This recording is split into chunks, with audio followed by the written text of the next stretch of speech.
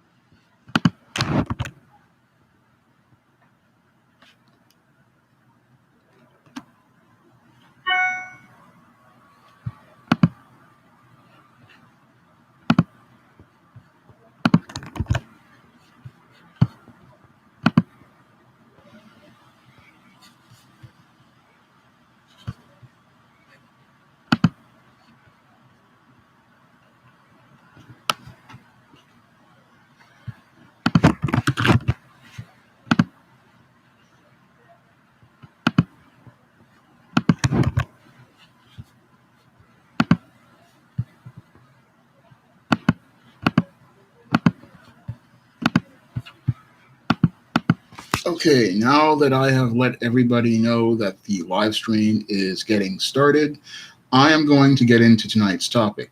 And in tonight's topic, I am going to deconstruct and refute this argument that your so called Black authority has made, stating that Black men cannot be red pilled.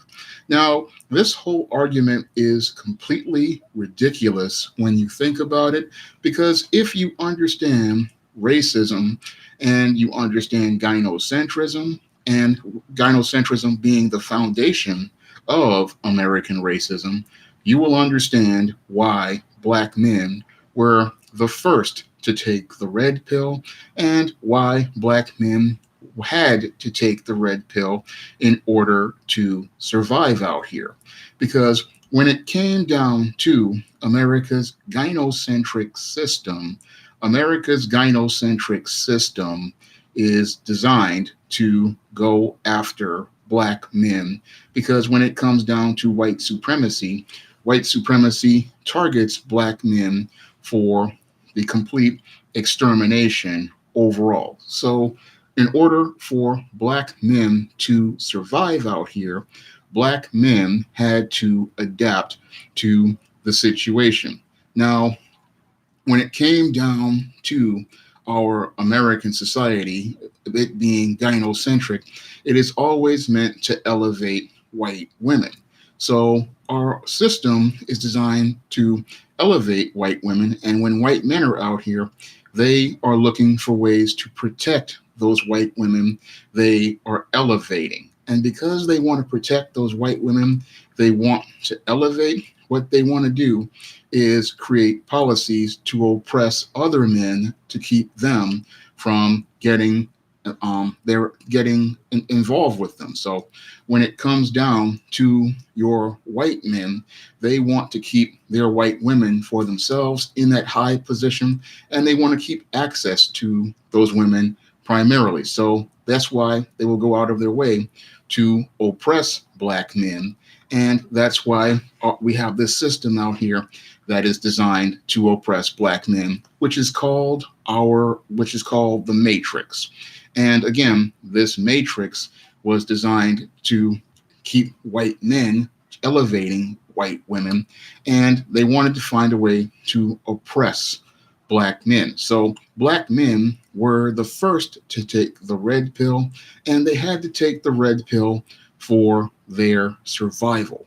And that's the main reason why black men had to take the red pill, because we look at the feminist movement of the 1960s, we see why black men had to take the red pill, because the welfare state that was created by your white liberals was designed to make a black man an enemy of the state. So that welfare system was designed to take the black man out of his home, designed to take his rights away as a man, and designed to keep him from having um, one, control over his household, and two, access to the economic system so that he could have access to resources, and three, access to the job market so he could have not only access to the resources, but access to a way to build himself up.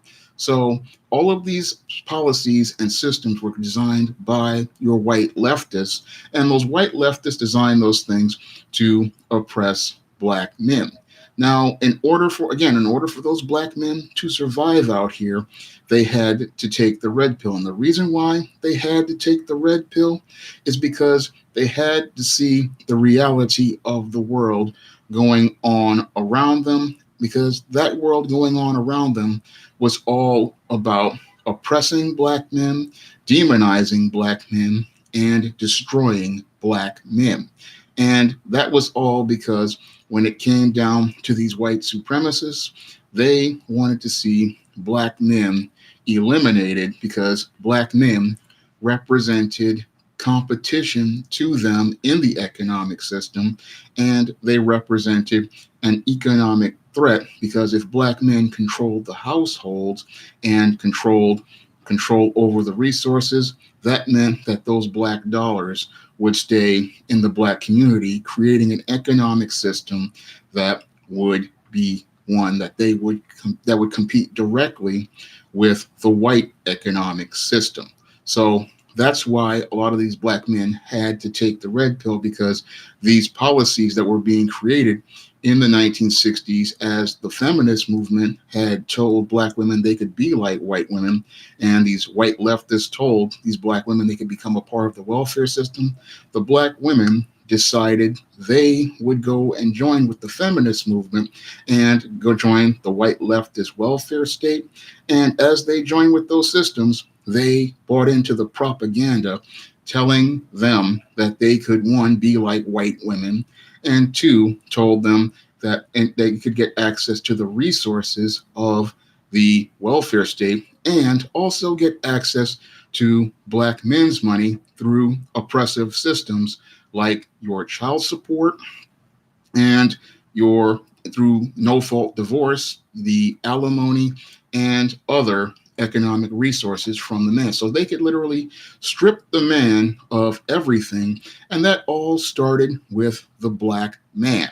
And all those things that they were doing to oppress black men led to many brothers out here having to take the red pill, because that was the only way they could see the reality going on in the world around them, and see the reality of the policies being put in place to oppress them, because that is why black men were the first to take the red pill, because all of these gynocentric laws that you see everybody complaining about today, their foundations were in feminism and in white supremacy.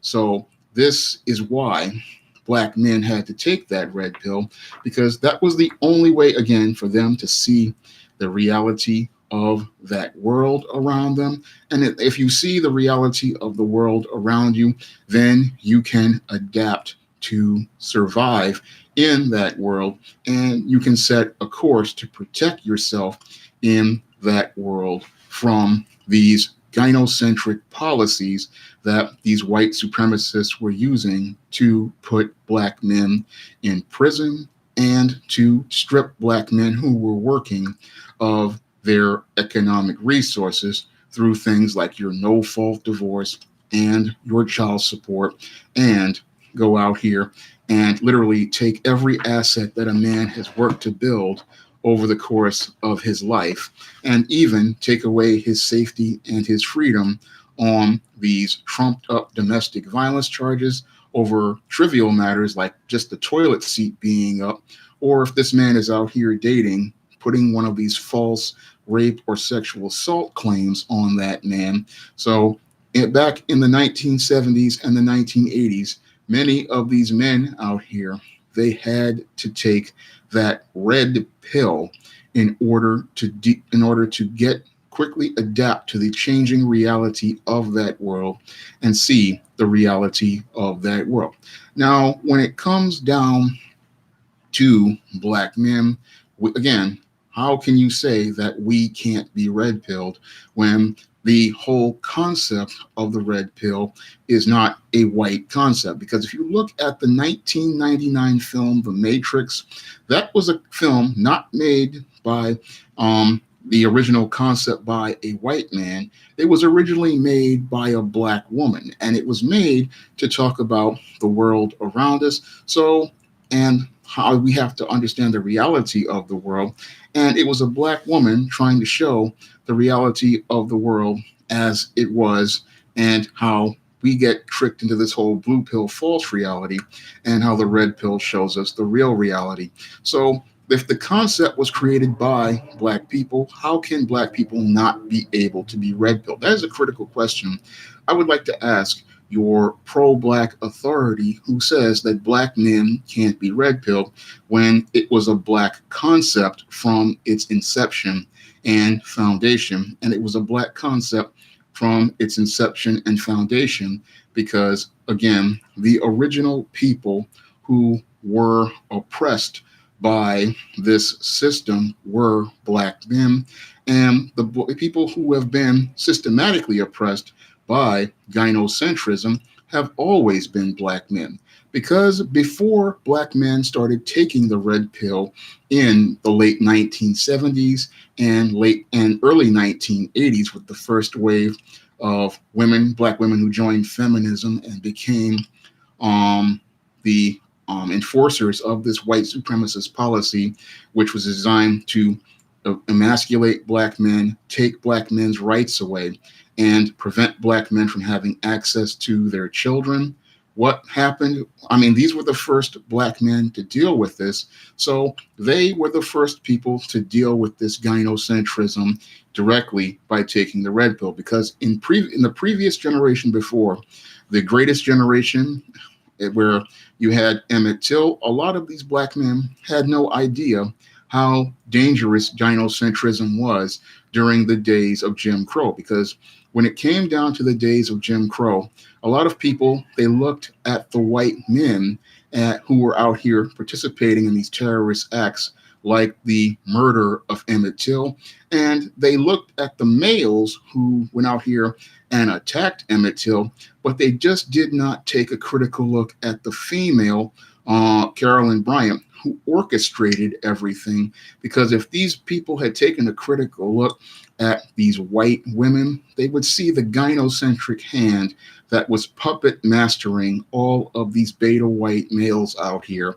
And these blue pill males were just doing the bidding of these females. And the reason why they were doing the bidding of those females out there was because when it came down to those males had elevated those women to a high position in society. And even your Ku Klux Klan said this, that they would go out here and try to defend these women's honor, playing the white knight, never looking critically at these females' behavior. All they would do is trust and believe them, give them a pass for their behavior, and then go out here to murder black men. Now, the smart men of that greatest generation, I believe a lot of them took the red pill because that's how many of them learned how to survive. And they were the ones out here. They were probably the first early adopters, and probably the first men out here to adopt the red pill, because back during the days of Jim Crow, a black man had to keep his head on a swivel if he wanted to avoid hanging on a tree, because those white knights out there, they were so eager to go out here and protect that white female, no matter how dishonorable she was, because those beta white males, all from the Ku Klux Klan and those lynch mobs, they believed in that concept of trust and believe. And because they believed in that gynocentric concept of trust and believe, this is why so many black men wound up getting lynched. This is why so many black men wound up going to prison, and why so many black boys, like the Scottsboro boys, wound up in prison for false rape claims, and they wound up doing time for crimes that they did not even commit, all based on the word of a white female. So gynocentrism has always been a problem as related to the black man's life. And it wasn't really until the days of the feminist movement that we really started to see a large quantity of black men starting to really go out here and take this red pill in order to deal with the reality that had always been there. But most black men, they thought, oh, I could probably try to fit into the white world during the days of Jim Crow. While some took the red pill, they really didn't want to really deal with the reality. But we didn't really start to see black men really going out here and actively going out here to take this red pill until really the 19 the guys of the late 1970s and early 1980s. We really started to see a larger group of black men taking it. And then the Gen Xers, the people of my generation, they really started taking the red pill and seeing the reality once more and more black men wound up becoming processed through the family courts and the criminal justice system as the result of oppressive gynocentric laws like these child support laws, like these divorce laws, and like these criminal laws, like these false rape and sexual assault claims that some women like to make, like in the case of two major cases I remember back in the 90s that really got a lot of black men taking the red pill. And this was the case of Mike Tyson, I believe, in 1991. This was a case where Mike Tyson was charged with the rape of Desiree Washington, and I believe that was a false rape claim. It was basically a jump-off situation where boxer Mike Tyson, got involved with Desiree Washington for a booty call at a hotel. And because Desiree Washington didn't get the call back that she wanted, that's when she decided to go and file this false claim. Unfortunately, what happened was the prosecutors, looking to destroy Mike Tyson, they went out here and they got a conviction against him. And that was one of those cases that really was one of those that opened my eyes and made me really think about what people call going your own way. Now, the second case that really opened up a lot of black men's eyes was the case of Clarence Thomas. Now, Clarence Thomas had been appointed by George Herbert Walker Bush to the Supreme Court, and all of a sudden we had Anita Hill coming out talking about sexual harassment.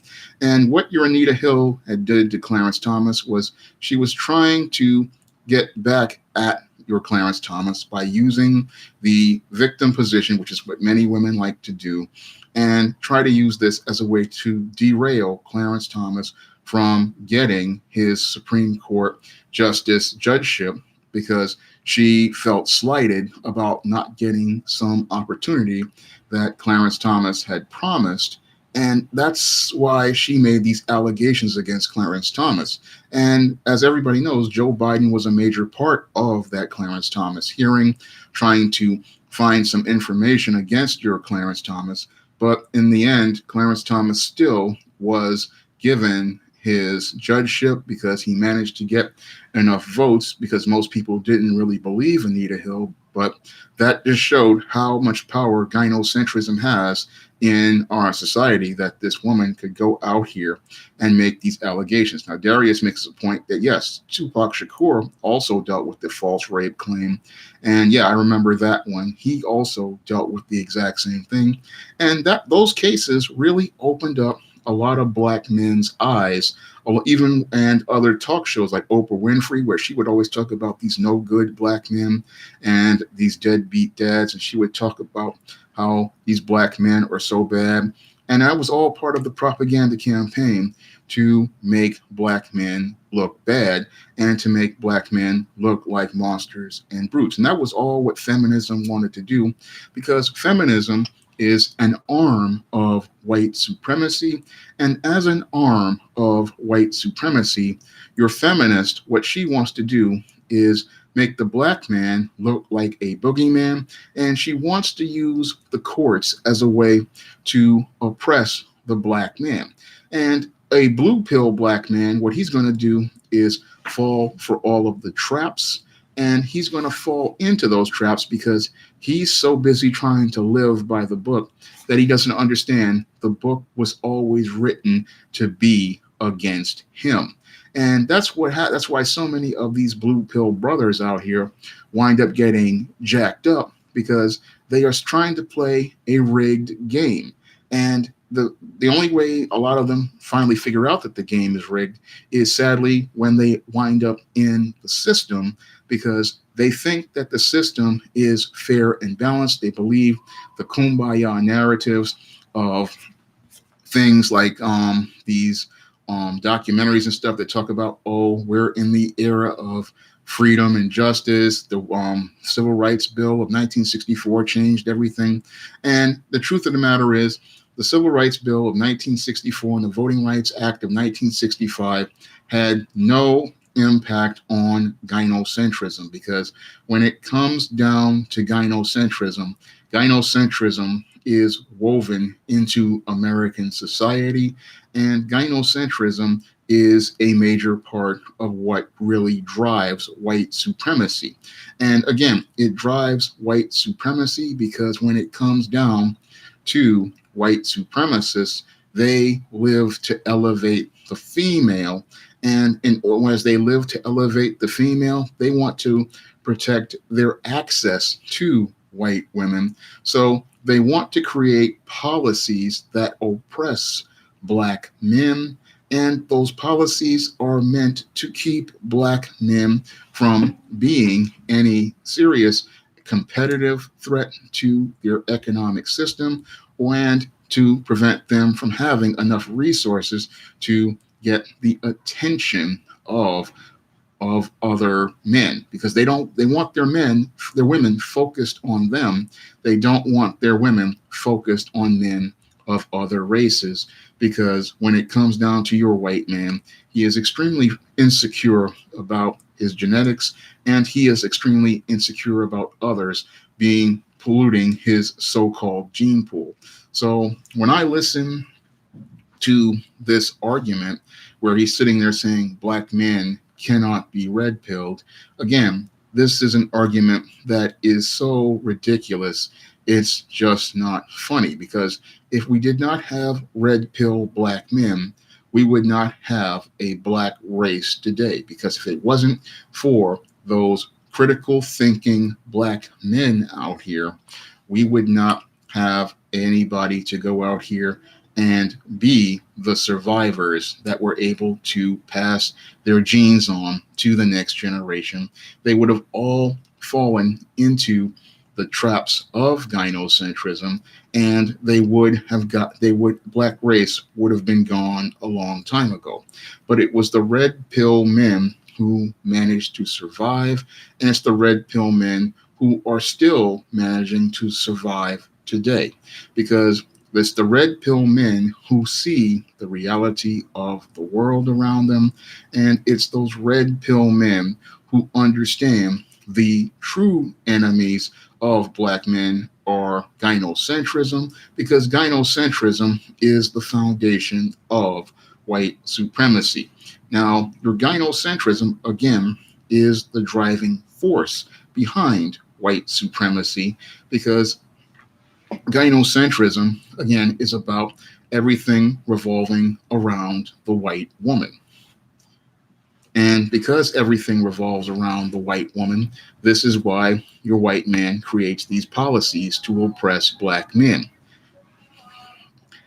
And he creates those policies because he needs to keep his genetic material going on from generation to generation. So that's why he has these policies out here to oppress black men. And that's why he wants us to, that's why black men have to adapt by taking the red pill. Because again, that red pill is going to open up your eyes out here, and it's going to let you see that world around you. And it's going to let you see that these women out here, they, a lot of them do not have your best interests at heart. And the thing that a lot of guys who are a lot of black men who are blue pill, they don't really see the issue of female nature. And this is why so many young black men wound up getting caught up in the crack epidemic of the 1980s. Now, the crack epidemic of the 1980s, a lot of that violence was fueled by these turf wars. And the reason why they were having those turf wars wasn't just because these black men couldn't have jobs. It was because these men wanted to have access to resources, and they wanted to have access to resources so they could impress all of these women out here. And they wanted to get the attention and approval of those women. And that's why we had a crack epidemic, I believe. And that's why the crack epidemic violence got so worse, because these guys, they wanted to go get the attention of these women. They wanted to get the approval of these women, and they wanted to impress those women. And the ways those guys went out to impress those women was to have access to those resources so they could go out here and buy these luxury cars. Now, they didn't care if they killed their own people and were selling poison to their own people. They wanted to have access to economic resources so they could go out here and have a Mercedes Benz, buy this woman shearling coats, buy this woman Gucci bags. And these women didn't care about their communities because they were so caught up in hypergamy that it was all about them getting access to these high status males who were drug dealers and were terrorizing the community. And they were literally willing to go out here and monkey branch from one drug dealer to another drug dealer. Now, your pro-black authority, he says that as related to hypergamy, that black women monkey branch, but they only monkey branch on low levels. Now, he really does not understand the concept of female nature, and he doesn't really understand the concept of monkey branching, because when it comes down to hypergamous women, when they monkey branch, they are looking to get with the male with the most resources. And I saw this even when I was in high school. They would monkey branch from one drug dealer to another, and they would do this because they didn't care about those guys. All they cared about was their resources. And if you look and think critically, you can see how a lot of these black women had monkey branched. A lot of them who were single mothers, they monkey branched from the welfare state to the dope dealers. And then as your Bill Clinton passed welfare reform, they monkey branched off of welfare when they got their college degrees into corporate America. So they were monkey branching, but they were not just going from man to man. They were going from the welfare state to the dope man to the corporate job. So they were monkey branching, and they were going to get the most resources for themselves. And they were using both the government and the man to get access to those resources. And that's how your black woman uses hypergamy. And that's how your black woman today is using hypergamy, because a lot of them, what they're doing is they are monkey branching from the welfare state to the dusty Negro. And then after they get their degree, they monkey branch to the corporate job. And then their ultimate goal is to monkey branch to that white man that they deify and worship, to get access to his resources after getting access to this black man's child support and getting access to this black man's resources. They then want to take that over along with their corporate job to this white man and then get access to his resources after they get that biracial baby with the crystal blue eyes and the creamy white skin. So, this is how hypergamy operates in your black community. And this is why so many brothers need to take the red pill if they have not taken the red pill, because we have so many beta males here in the black community still, even though a lot of brothers have taken the red pill. You have a lot of these guys, they're not taking, who haven't taken the red pill.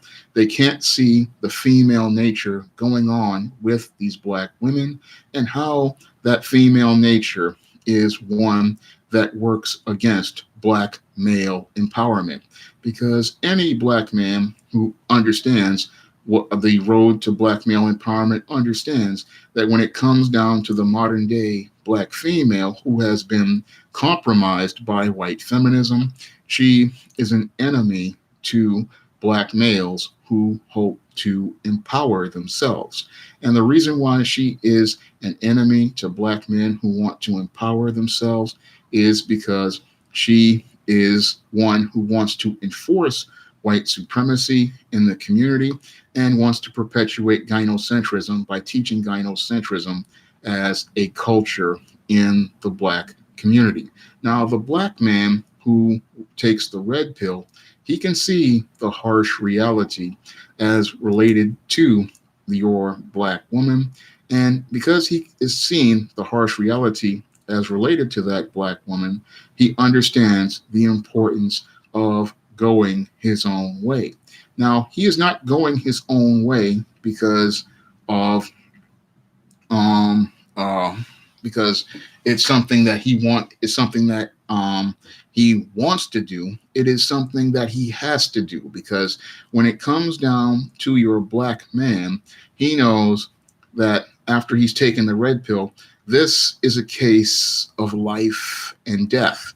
Because if he does not be is not able to see the reality that is going on around him as related to his woman who is connected to white supremacy and the gynocentric system, then he's going to wind up losing a rigged game where he's going to wind up getting either having all of his money taken from him by the child support system, or he's going to wind up arrested by the police on some trumped up charges from this female, or he's going to wind up dead, because what happens with these females out here as part of this gynocentric system is these females use another black man as a tool out here to go kill this black man, all for simply disagreeing with her or disagreeing with her so-called authority over the black community. So if you try to challenge this black woman, she is going to target you for termination. And you blue pill men out here who are your so-called thugs, your gangsters, and your other beta males out here, what's going to happen is you're going to wind up getting set up and jacked up by this woman. Thank you, Sir Tricks, a lot for the donation. Thank you all for the likes. So we want to get the likes up. We got 60 people in the chat room. Let's get those likes up to 60 or 70.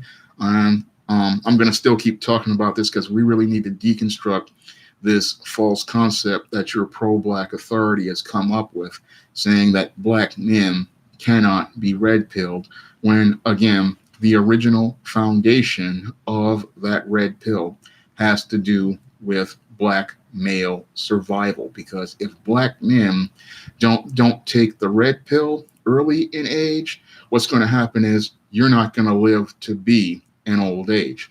Now, I took the red pill back in my teens in the late 80s, and it was a bitter pill to swallow, but thank God I did take it in my teen years, because if once I started to see the reality of the world around me, I was able to adapt to that world.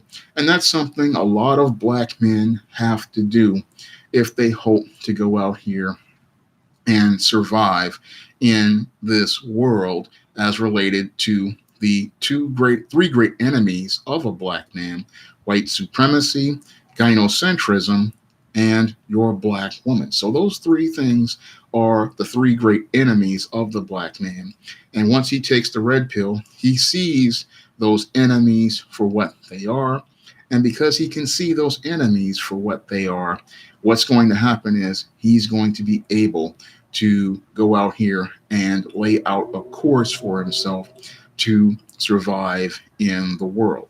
And this is something that a black man, it's not going to be an easy thing for a black man to deal with, this red pill, because I know from experience how painful it is having to take a red pill, because a lot of times you want to live in the blue pill world because you want to buy into all of these ideas of the blue pill world, where you're going to have a nice girlfriend, you're going to have this dream job, and you're going to have this wonderful life, and like Neo did when he was in the Matrix. But the whole thing is, all of that is a lie.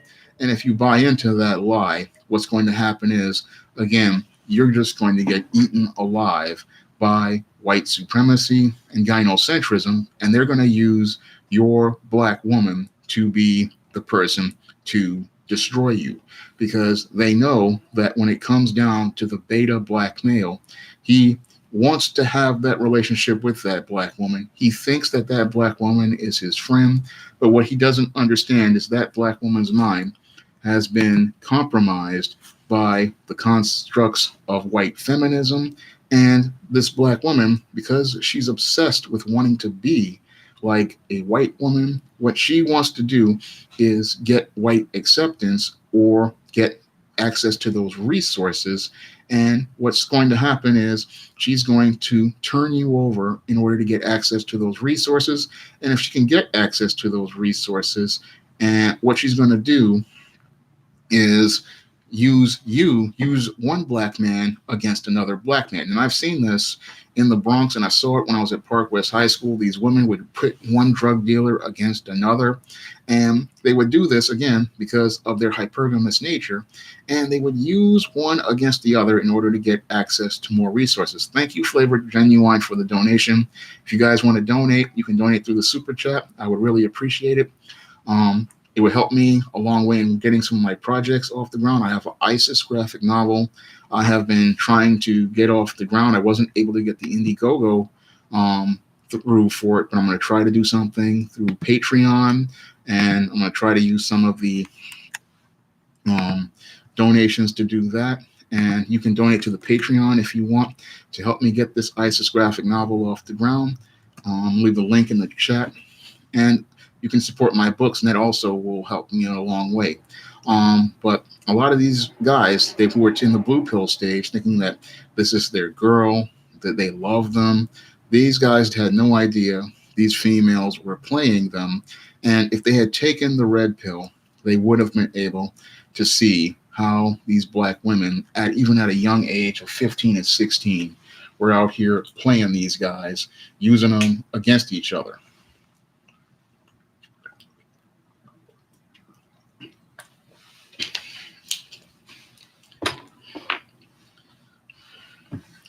Now, I, again, took that red pill early in my teens, and after I took that red pill about 15, 16, I started to see reality about things.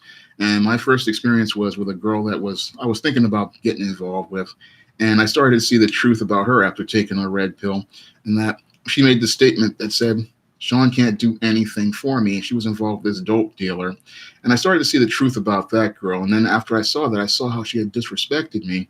So I walked away. And then after I got mugged on the train in 89, my red pill really started to see the truth about things.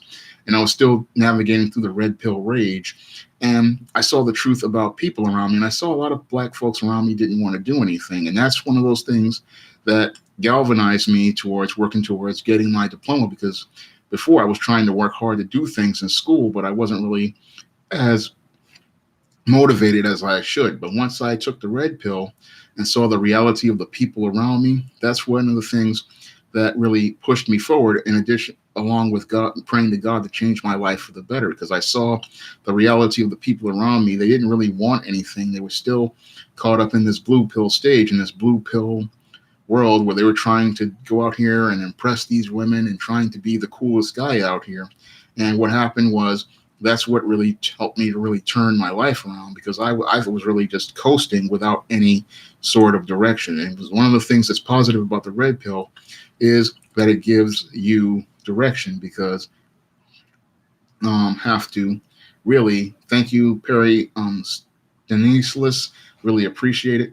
And you really have the red pill really drives you, because once you see what's real, you can set a course and a direction for yourself, and you can start to really see who really is a person who you need to deal with and who's a person you need to avoid, because the red pill opens your eyes to watch people and see their actions and see their character. And once you start looking at their character, then you can start through their actions, excuse me, because action defines character. You are to understand who is an ally and who is an enemy. So all those brothers out there who took the red pill early, like in the early 80s and the late 70s, they well, just like their fathers and grandfathers, they were the ones who were able to survive. Moreover, these were the men who grew up to become fathers who were able to take control over their homes and take control over their families to the best way that they could, because they understood that they needed to protect their family from the culture of gynocentrism and the culture of the foundation of that culture, white supremacy. Because when it comes down to gynocentrism, it is again the driving force behind white supremacy. Because when it comes down to all of these reasons for white supremacy, they are all rooted again in the elevation of this not this black female, this white female. And they want to elevate that white female so that she can continue teaching and perpetuating the culture of white supremacy from generation to generation. And in order for that culture to continue going on, you need that blue pill simp out there doing the bidding of these white women.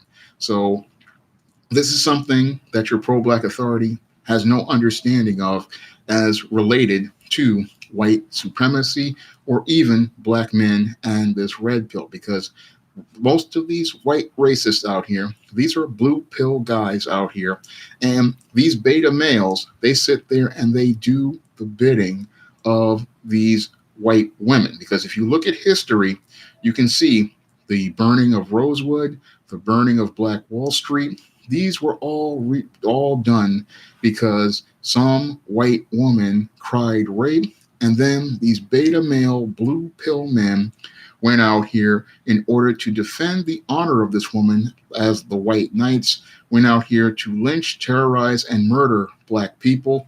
And you even had the town of Black Wall Street bombed, all because these men wanted to defend the honor of a dishonorable white woman who all she wanted to do is have affairs. This white woman was having affairs on the side of this guy, and he wanted to go out here and defend the honor of this dishonorable woman.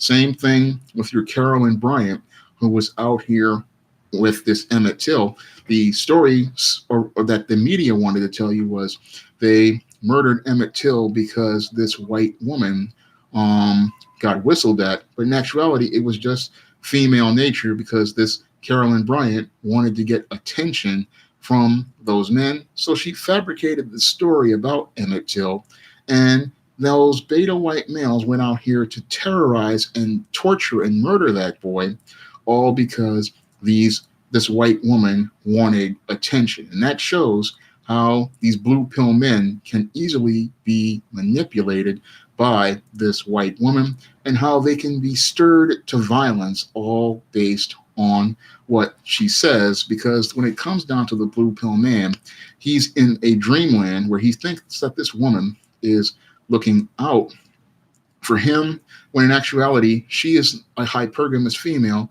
looking out for resources. Thank you, Quad Terrell McCauley, for the donation. I really appreciate it.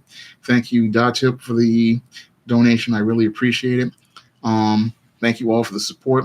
I'm going to try to use as much of the money for the ISIS graphic novel, or try to use it for covers for books. But when it comes down to these white women, they use these white men as their soldiers to go do their dirty work. They use these white men as a tool. And because many of these black people out here are looking at that white man and the violence he perpetrates, they don't see the white woman as the one who goes out here and is the orchestrator of that violence, the instigator of that violence.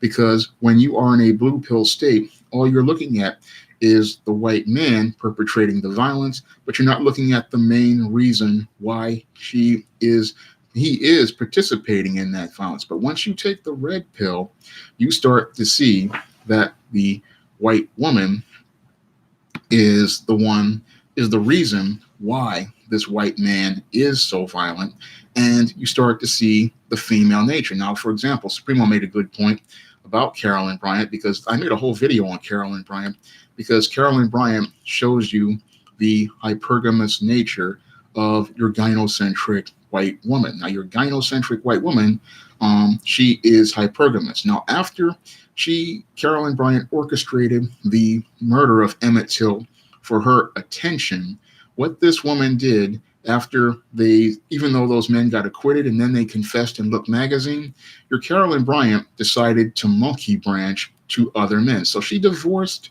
her husband and abandoned her brother-in-law, and then went out here and married another white man. So that shows you how female nature operates and how blue pill men become tools that are used by white women. And this is something that red pill black men understand. Now, thank you, Corey, for the donation. I really appreciate it. But when it comes down to these hypergamous females, this is something you have to look out for. And blue pill men, they're not looking out for it because they're so caught up in their emotions about getting the attention and approval of these females that they're not looking at them at all. Whereas a red pill man, he's going to look at that female and see who is not only driving the traffic, but is the one directing the traffic against him. Now, the red pill man, he's going to look at things and say, look, this is about this white supremacy, again, is driven by gynocentrism. And that gynocentrism is about everything being around this white woman, elevating this white woman, and making her the center of attention. And this is another reason why your black woman out here is an enemy of the black man, because when it comes down to your black woman, she aspires to be like this white woman, and she wants to be elevated to the same high position as that white woman. And because she wants to be elevated to that high position of that white woman and covets it more than God himself, what this black woman will do is make a spiritual compromise by joining forces with white supremacy. And the reason why she makes that spiritual compromise to join forces with white supremacy is because she believes that if she joins up with white supremacy, she will be elevated to that high position with that white man, and that white man will place her on the same pedestal as that white woman. So that's why your black woman will go out here and work hand in hand with white supremacy and hand in hand with gynocentrism, is because she wants to be on that same pedestal as that white woman. And what the white supremacist does is he plays with the white woman, and not the white woman, the black woman, and he promises her that position, and he puts her, but what he does is he puts her on a place a little lower than the white woman, and then strings it along to her as a carrot. And because she wants to get to that high position, she just goes along with the destruction of these black men. And these blue pill black men, because they have been, a lot of them were raised in these single parent households, they believe that if they follow the woman, what will happen is they will receive her attention and approval, because they grew up in a gynocentric environment where they believe that the female is the leader, the female is an authority figure, and they want to submit to the female, not understanding that the female does not have his best interests at heart. And what when he doesn't understand is that women who grow up in gynocentric environments and men who grow up in gynocentric environments, they learn that the woman again is the center of the world, and that they have to get the attention and approval of a woman.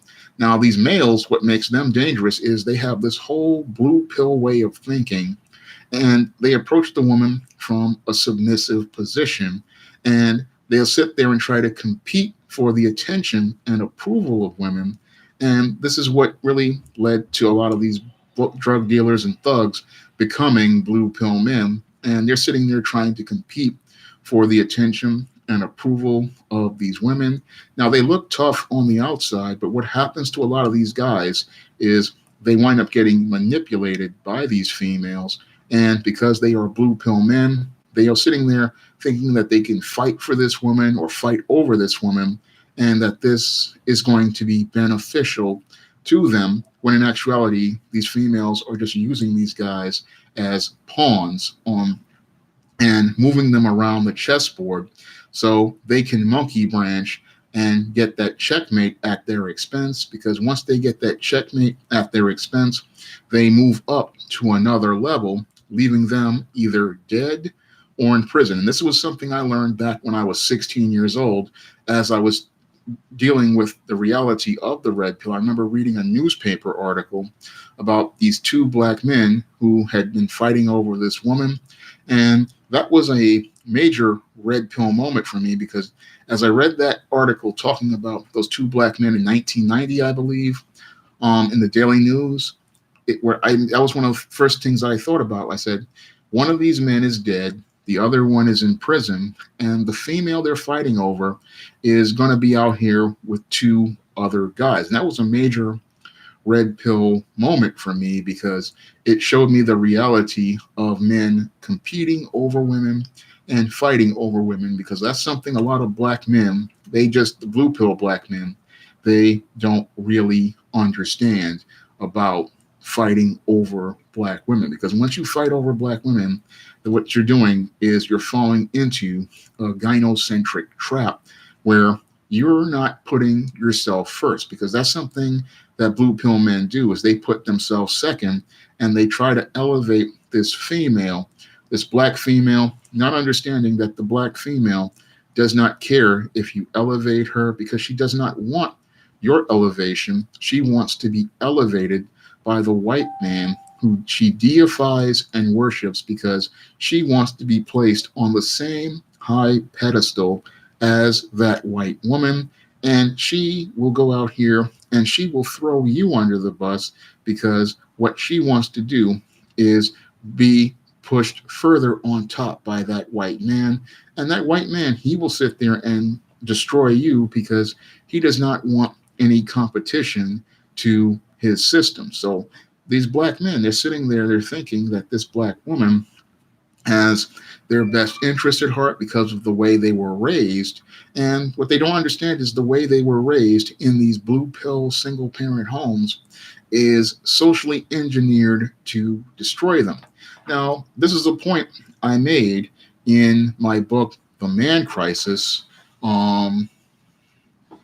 as related to the way boys being raised in single parent homes is bad. Because when you have a beta male who's been raised by females, by default, he is raised with a blue pill way of thinking.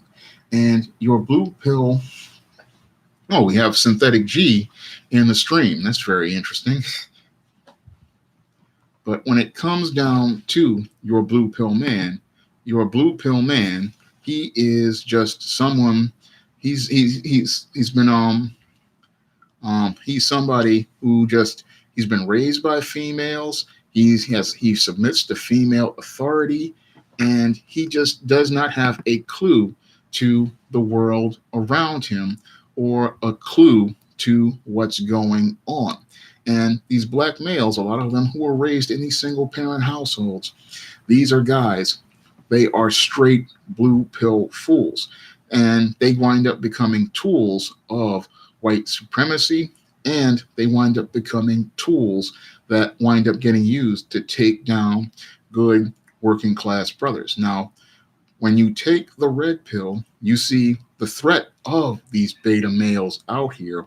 And when you see the threat of those beta males out here, what you do is you start making plans to keep your distance from these beta males, one, and then two, set a course where you don't have to deal with as many of these beta males. And when you see a red pill man, his circle is going to be very small. This is something David Carroll went into where he talked about it. And the reason why you're going to keep your circle small is because you know that these beta males out here, these guys are a danger to you because of their frame of thinking. Because a beta male, his whole frame of thinking is all about getting attention and approval from women. It's all about about getting the attention and approval of women, giving your resources to that woman, and making sure that that woman is taken care of without ever thinking about what she is supposed to do for you, because these guys are so miseducated, it's not funny. And again, they're miseducated from birth.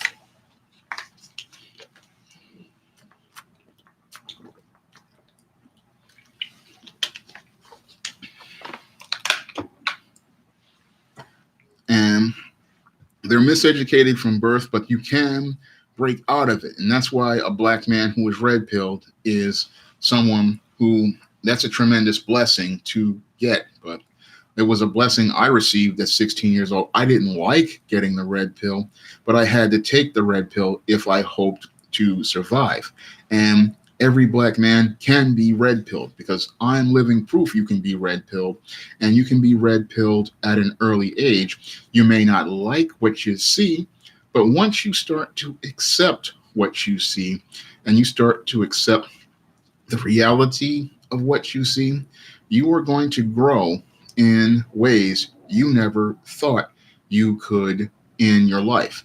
Because the red pill is one of the best things that can happen to a black man, because when he, again, has that red pill knowledge, once his eyes open to that truth, then he can set that course and start working on doing things to actualize his potential as a man.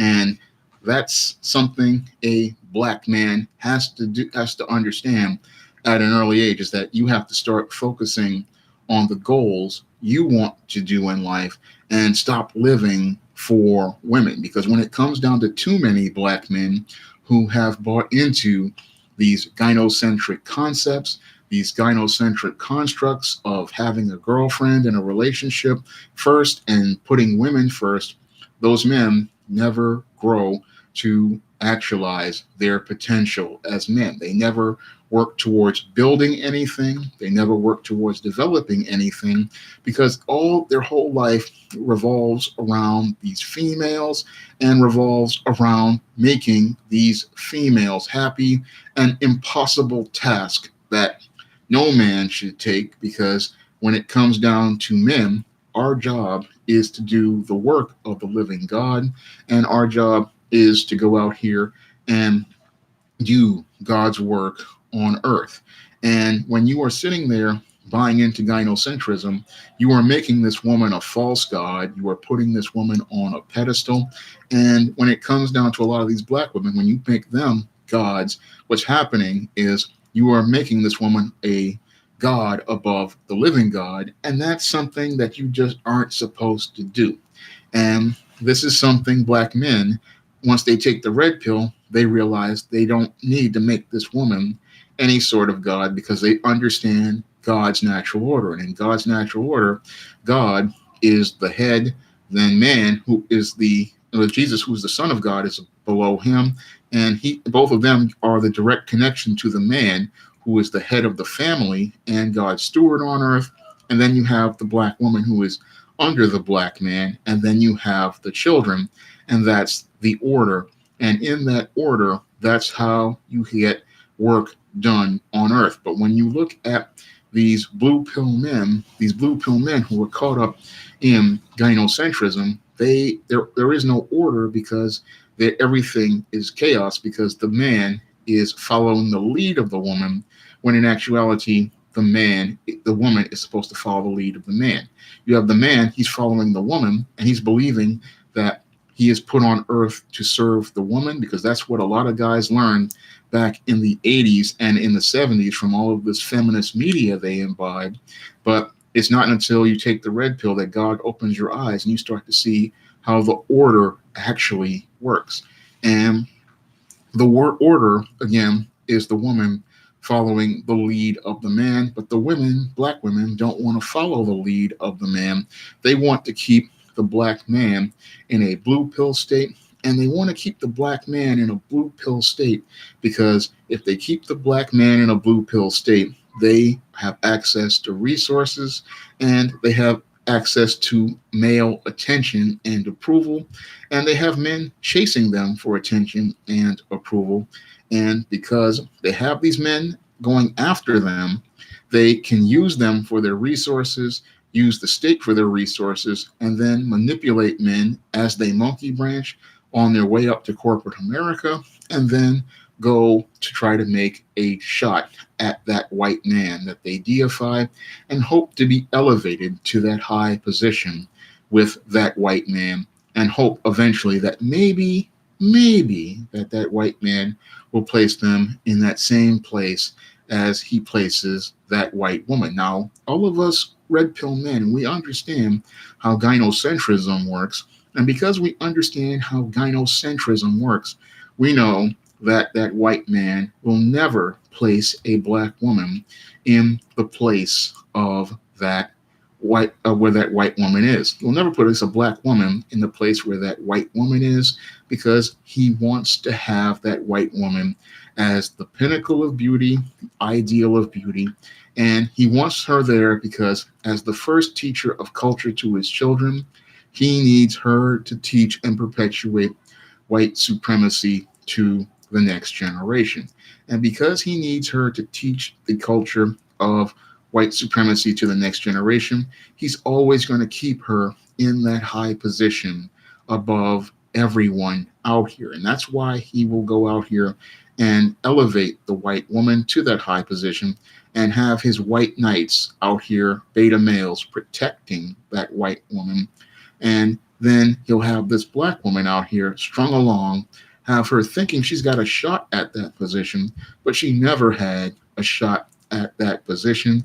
All he was using her to do was keep these blue pill black men under control.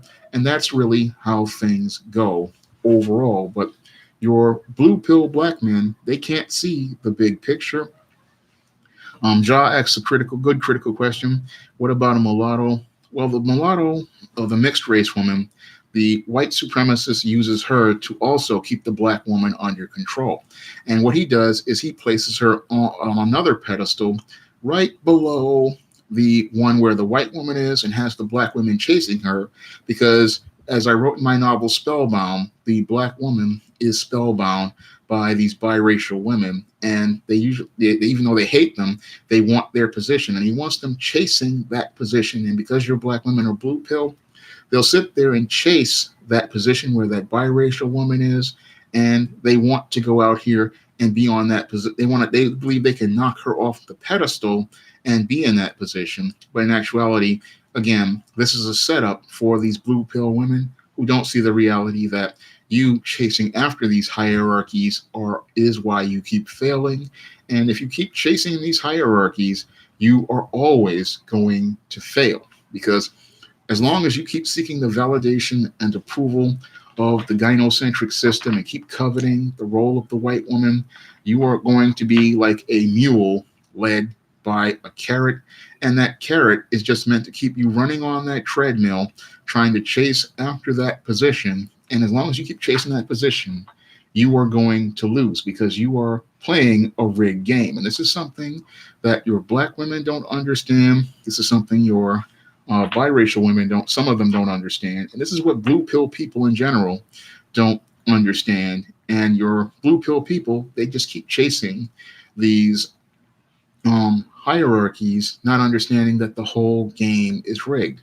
Now, the red pill man, he and the red pill woman, in some cases, there are very few rare cases, they understand that the game is rigged and they don't play. And this is why we're seeing so many men going their own way. And the reason why they are going their own way is because they understand that the game of white supremacy is gynocentric, and they understand because the game is gynocentric, the game is rigged towards white men going out here to elevate white women.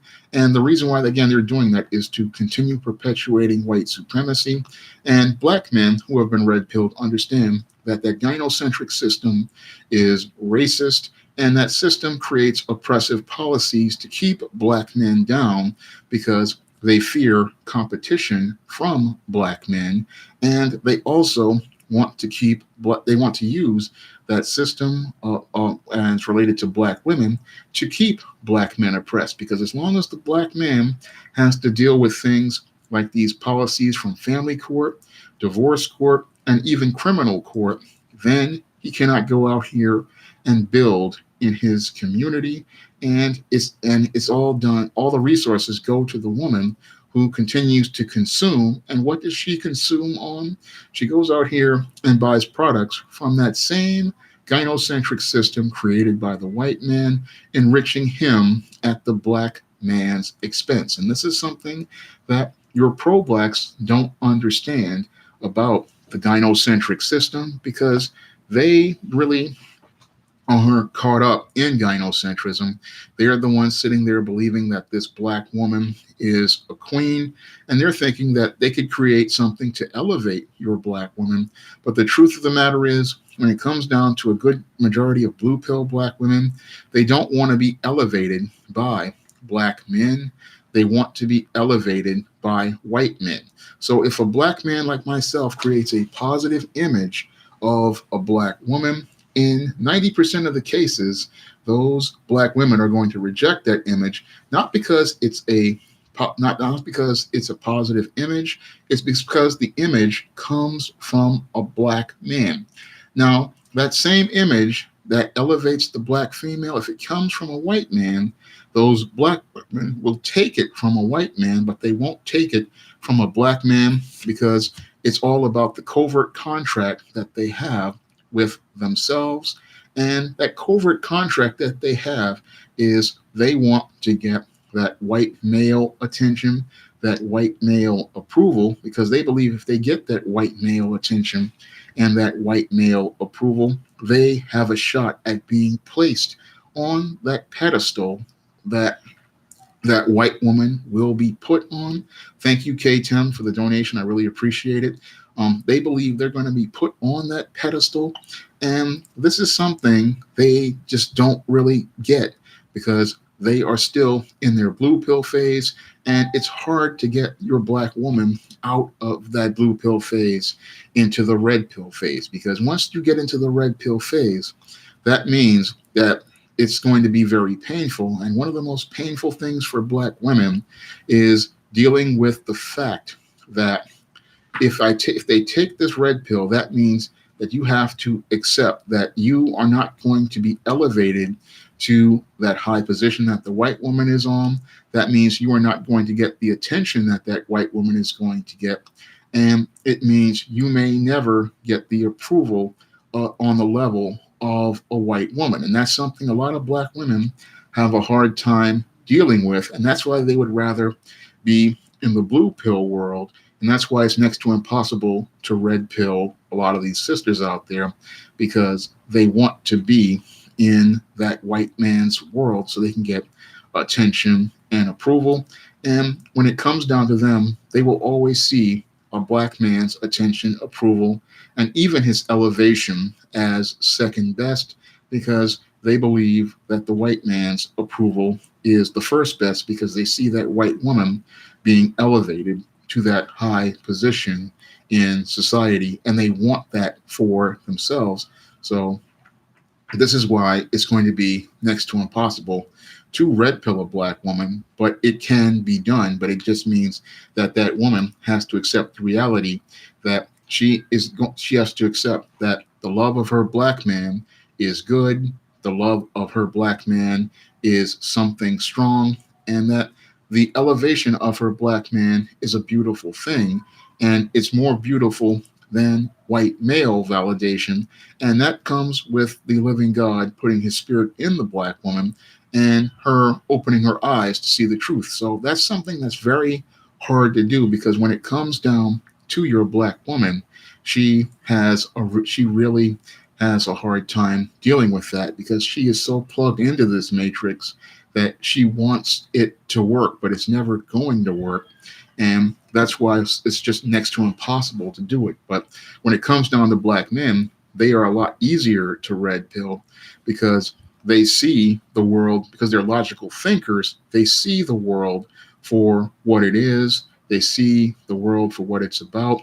And because brothers are critical thinkers in some cases, once they take that red pill, they start to really understand how the world works. And that's why they start setting a course for going their own way. Luciano asked if black men can spread their red pill knowledge.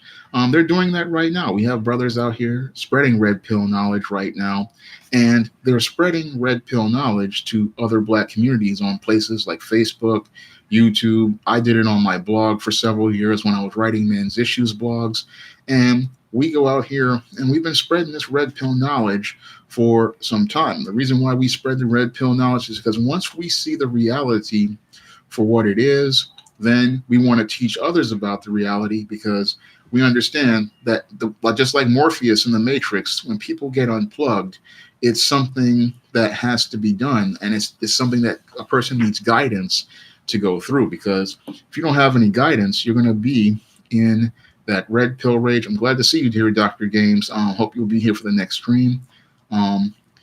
But when you have that red pill knowledge, you need guidance to help you. And the whole thing is, a lot of brothers, they don't really understand. They try to do this on their own, but you need help, and you need to have somebody there to show you what direction to go in.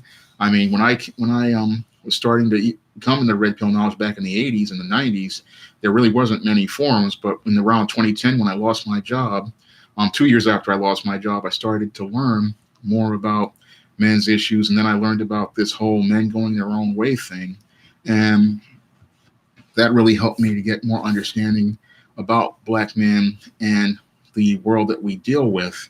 And this is something that a lot of black men, they need to know, because once you take the red pill, you're going to see a completely different way of the world. Your whole perspective is just going to change. And I can tell you again from experience that your whole perspective on life just changed. The stuff that you used to just look at and enjoy, and in some cases you're not going to enjoy anymore.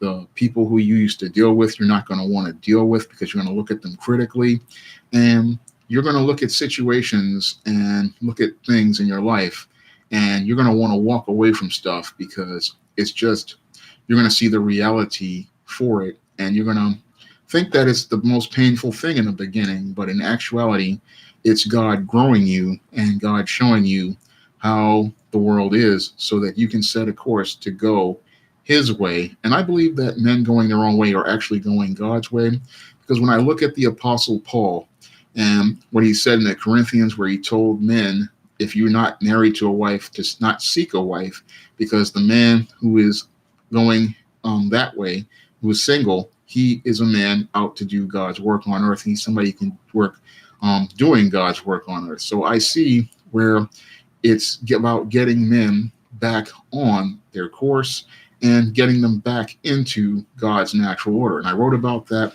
in, let me see if it's here.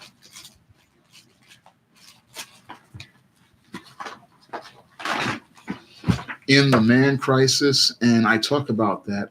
And this is something that in The Man Crisis I talk about, because when it comes down to men going their own way, this is about men going God's way. And this is something that men have been taken off, because they've been so caught up in gynocentrism. And because they're caught up in gynocentrism, they are making women gods, and they're making women gods. And they are elevating these women in a position above in front of God, and they're having these women as gods before the living God. And this is why their lives are lost and directionless. So when it comes down to a lot of brothers out here, this is the way they have been raised, and they've been stuck in this whole blue pill funk. And the only way for them to really start setting a direction for their lives is to go out here and really take this red pill, because that red pill is going to show you the truth about this gynocentric system. And once you see the truth about this gynocentric system, it will you will really start to distance yourself from it and then get back on a course towards God's natural order. And that's where I see men going their own way going is it's about getting men back on the course back to God's natural order and getting them focused on doing God's work on earth instead of going out here and looking for female approval and attention, because the original order was that the woman was supposed to show how she was going to be a helpmeet and support for you. But your feminists and your gynocentrists, they wanted to create this thing where men were chasing women's because they wanted to make money off of the woman. So that's what they wanted to do with this whole thing. And your pro-black authority, he's sitting there misleading black people and making them to believe that black men cannot be red pilled. But if we look at history, black men were the first to take the red pill. And if it wasn't for those black men taking the red pill during Jim Crow, a lot of us wouldn't have been here for the civil rights movement. And if it wasn't for those black men taking the red pill in the era of the feminist movement and the rise of the welfare state, we wouldn't have the black men out here to be the ones to teach and give guidance to others the way Morpheus gave Neo knowledge about the Matrix and gave him knowledge about the red pill, because it was those brothers who took the red pill who were the ones who were able to teach black men out here about the dangers of the child support system, the dangers of the welfare state, and the dangers of the criminal courts, and even the dangers of the job, because when it comes down to your job market, it is also gynocentric. And because it's gynocentric, what it does is it's all about them elevating these women, because when it came down to affirmative action, originally affirmative action was designed to deal with the past discrimination of black men and give black men opportunities. But if we look at the primary beneficiaries of your affirmative action, they were primarily white women. And that was all due to gynocentrism, because the white man wanted to elevate his white woman, and he wanted to keep the black man from getting access to economic resources in his system. So what he did was he decided to give this white woman jobs, talking about she was a woman, and he also gave it to the black woman so that he could emasculate the black man and keep him from being the provider and protector in his community. And he did this because he knew that this is how he would maintain power in his system. But your black men who are blue pill, they are sitting there thinking that life is fair when it was the whole game was rigged. Happy birthday, Benny G. Glad to see you here at the stream. Talking about deconstructing this argument that your so-called pro-black authority has made regarding black men not being able to be red pilled, when it was those red pill black men who went out here and really were the troops on the ground who kept the black community going. A lot of them were your black businessmen. A lot of them were your black business owners. A lot of them were the fathers in these communities. And this is why your white supremacists wanted to eliminate those black men, because if those black men were allowed to remain in the home, they would teach their boys a culture that would help them survive. And those men would be able to go out here and build. And that's the reason why they wanted to have all of these black males out here in these single parent households, because these guys would be blue pill. They would be seeking the attention and approval of women because that's what they would learn in that single parent home. And they would learn from that female authority figure to submit and defer to those women. And that's why we have so many of these guys who are blue pill out here and not red pill men who see the reality regarding white supremacy and racism, because only a father can sit down and teach his son those harsh realities, because he has to deal with those harsh realities every day. And because that father has to deal with that harsh reality every day, he can prepare his son for that. And he can also prepare his daughter to be the kind of woman to teach a culture to her children when she gets married, so that she can survive it. And this is something that your pro-blacks don't understand. You always hear them talking about building.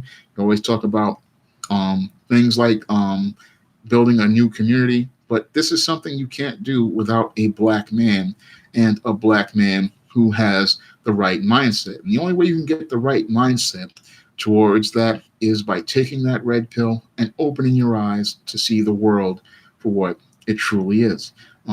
Luciano asks, why do so many black men say the black church is getting too gynocentric? Now, the reason why those black men are saying the church is gynocentric is because the black church is not about teaching the gospel of the living God. And it's an institution that is owned and controlled by women. Because when it comes down to the black pastor is the one who is funded by the money of the black woman. He gets his money from her tithes to live his lavish lifestyle. And those women control that church because they control the economic resources. And because they control the economic resources, then those women get elevated and edified by that pastor, who teaches a religion that allows them to be able to justify their sins. And this pastor is a compromised individual, because he has made a deal with white supremacy. He has made a deal with the gynocentric system, and he'll elevate the black woman because he wants to keep them in a blue pill haze. And as long as they're in the blue pill haze, then those black women cannot be a helpmeet and support to the black man. Instead, what they do is continue to perpetuate white supremacy, and they continue to enforce white supremacy in the community, because with that religious leader there to keep the black woman under control, then this black woman's threat has been completely neutralized, because as long as she is pacified by the pastor who meets her emotional needs in the church, and she gets her economic needs met by the welfare state, she is plugged in the matrix. And that matrix, along with the job that she has, allows her to live this life where, just like those people in the matrix, they are just batteries that get used up and then discarded by the system, which makes money at the expense of the black woman. And as long as the black woman is in a blue pill state, she's still chasing that elevated position that's near the white woman's position and the biracial woman's position, in the hopes of getting to those positions. As long as she's chasing them, she is not following the living God, and she is not following the man that God created for her in his natural order, because that's what she's doing. She's not a part of God's church. She's just part of a institution that is another extension of white supremacy. And that system of white supremacy creates a religion that allows her to justify all her wrongs. And that pastor is the guy who gives her a pass for every sin that God has already said was a sin in his Bible, just like abortion, which says thou shalt not kill. And a person who understands how the 10 commandments are fulfilled by Jesus's 2 commandments, which he said, love the Lord with all your heart, soul, and spirit, and to love your neighbor as you love yourself. You're not going to want to do those things that would be considered sinful to the living God. And you're going to want to try to live a life in the way that the living God has directed you. And that means you won't be motivated to do those things like fornication, and which would lead to all of these abortions in the black community, because you're not going to have that motivation, because with Christ in your heart, you're not going to want to do those things. Excuse me.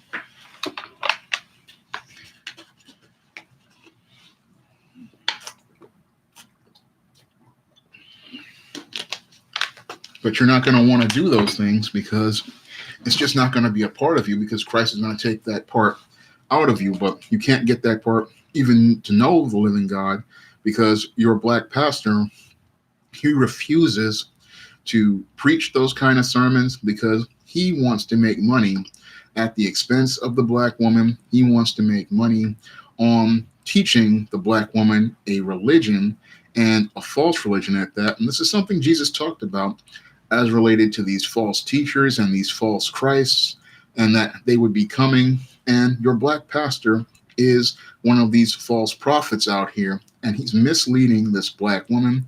And he willfully and intentionally does this because he has the word of God, but he does not want to teach the word of God to the black woman, because he wants the rich man's consolation prize, and he has no problem with going to hell himself, and he wants to take as many souls with him on that dark journey. And because these people are blue pill, these black women are blue pill, they can't see the truth about this black pastor and how unethical he is. And only a red pill person who has their eyes open, they are going to see the truth about this black pastor, and they're going to see him for what he truly is. And he is someone who is an extent the religious arm of white supremacy, and he is an enforcer of this religion that is designed to manipulate and use black women's resources and live that lifestyle at their expense. That's what the black pastor is. And that's another part of the blue pill mentality as related to religion, because religion is a blue pill construct, because religion has nothing to do with God. God wants us to have a relationship with him, and he wants us to get closer to him through his son, Jesus Christ, who paid a sin debt in full for all of us. But these pastors will have you thinking that you have to do all of these good deeds in order to get to heaven. But in actuality, Jesus paid the sin debt in full, and all he's asking you to do is take his free gift of salvation. But the black pastor, he has you thinking that you have to do these good deeds and do all of these works, when Jesus has done the work already. And all you have to do is take his gift of salvation, which is free, by acknowledging that you're a sinner. And that's about it, because he will do everything for you. But the pastor, he's not going to tell you that, because he wants to keep you strung along. Jesus died for everybody's sins, past, present, and future. But your black pastor, he has the black woman thinking that she has to be doing these good deeds. But the great irony is she's one of the greatest sinners out here, and she's participated in so many sins, willfully and intentionally. And she will sit there and think she's the most high and mighty person, when in actuality, she's the one who has participated in literally some of the greatest sins of all time. Now, this is what the blue pill person does, because the blue pill woman, again, she wants to get that white approval, so she will also compromise spiritually and refuse to acknowledge God, because she doesn't see the living God as God. She sees the white man as God. And she wants, again, that position where that white woman is. And because she wants to be in that position where that white woman is, that's why she will go along with things that that white man has and try to be a part of that gynocentric system, not understanding that that position will never be yours, because that white man will never take that white woman off of that pedestal, because he wants to elevate that white woman to the highest position in order to keep his culture of white supremacy perpetuated and taught from generation to generation. I talk about this in depth in my ebook, Why 70% of Black Women Are Single, a book a lot of Black women have a problem with. This is a book that I put on Kindle, and this is a book where I talk about this in depth as well. But that book is filled with a lot of red pill knowledge for people. And that book really opens up a lot of people's minds. A lot of Black women, they have a problem with that book. Um, and they can't handle what's in there because that truth is just too it's too strong for them, so they can't handle what's in there.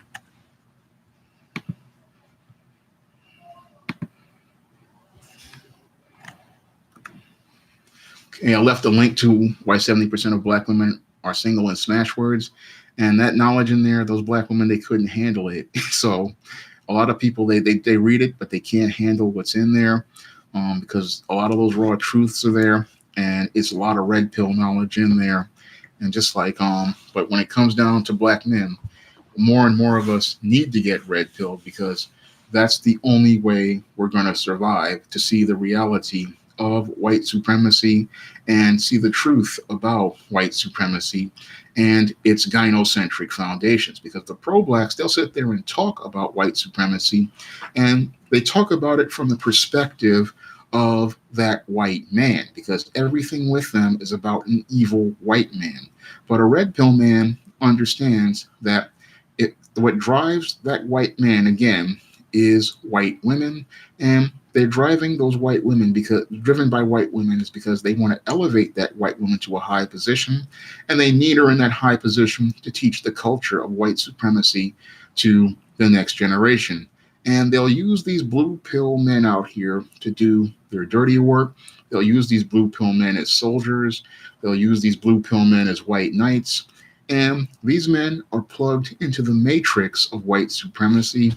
And because they are plugged into the matrix of white supremacy, what happens with these blue pill men, this is why you have these Ku Klux Klansmen, these racist policemen, these terrorists out here on the white side. And this is why you have these beta males in the Black community out here. They all, again, are out here because they are a part of the gynocentric system. Now, many of the men who have been going their own way, they see the truth that I've been talking about.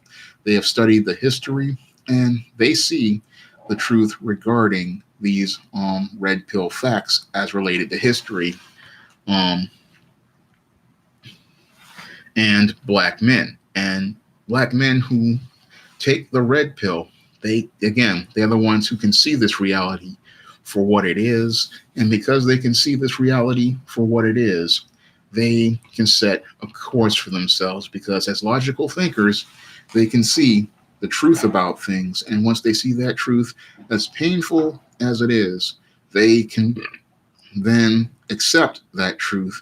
And this is something that is, again, very hard for a lot of people to do, in accepting that truth related to this whole world that we're in that all of that white supremacy you hear these pro-blacks talking about, all of it is related, its foundations is gynocentrism. But a lot of these guys, they don't want to do this, because a lot of the pro-blacks, really, they have a covert contract where they want to get the attention of these white people. And the only reason why they're pro-black is because they want to put on a thing that will get white people's attention. So that's why you'll see these pro-blacks talking about all of the evil white men, putting on this made in Taiwan kufi and dashiki. They will put all that on as a gimmick to get people's attention. But when you really listen to, if you listen to their rhetoric critically, all they do is talk about this evil white man, but they never, ever talk about this white woman. And that's where you know that your pro-black is full of crap, because if you don't call out the white woman, then you really don't want to do anything to get rid of white supremacy. And you really don't want to deal with the gynocentric foundation of white supremacy, because when it comes down to the pro-black, in many cases, what they want is that white woman. They covet that white woman. And what they want to do is continue perpetuating the system of gynocentrism because they want the attention and approval of that white woman. And what they really want is a covert contract to get the pass from the white man to get the white women and continue elevating white women. And that's why your pro blacks really are no real threat to white supremacy in many cases, because a lot of these guys, they are blue pill, and they are deeply blue pill because they will sit there and talk about the white man for hours on end, but they won't say a single word about this white woman, the teacher of culture of white supremacy, the one who promotes white supremacy quietly and covertly by teaching her children how to be racist, teaching them that the white man is supreme, and teaching them to submit to white male authority. Nor will they talk about this black woman who also teaches white supremacy to her children, because when she deifies and worships white men, what she does is teaches her children that a black man is less than. And that in a single parent home is one of the most destructive things, because it teaches that black boy that he has less value and that his life has less value than a white man. So this is how you get a blue pill beta male. And when you have a beta male, all he's going to do is submit to females and female authority figures. And that's not a red pill thing. A red pill man is one who is God centered, one who puts himself first, and one who knows that God is his ultimate leader. And the only person he submits to is the authority of the living God, because he is here to do God's work on earth. And he is only held responsible to the living God, who has made him a steward over the earth and made him a protector of the earth. So he's only answerable to the living God. He is not answerable to the woman. But your blue pill gynocentric man, he believes in being submissive to the woman. Good greeting. Hey, Rabbi S, glad to see you here. I've got about 24 minutes left on the stream, but then I'm going to wrap it up. I'm going to look through some of the chats.